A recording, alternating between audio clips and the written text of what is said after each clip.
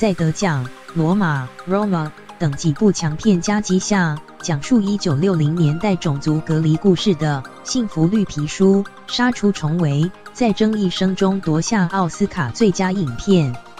幸福绿皮书》（Green Book） 剧情重现美国60年代黑人钢琴家唐薛利 （Don Shirley） 到南方巡回演出的故事。这个区域种族歧视很深，他聘请了一名白人充当司机兼保镖。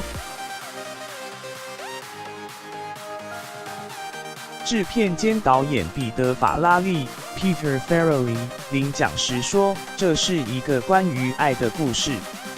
《幸福绿皮书》本届奥斯卡共入围5项，拿下头号大奖最佳影片之外，也获最佳原著剧本肯定。饰演钢琴家的马赫夏拉·阿里 （Mahershala Ali） 获颁最佳男配角。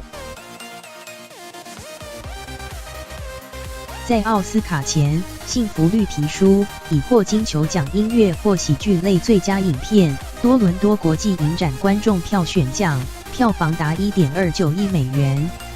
但风光夺下小金人几周之前，本片的共同编剧及制片瓦勒隆加 （Nick Vallelonga） 因推特上的反穆斯林言论致歉，导演法拉利也因性骚扰指控道歉。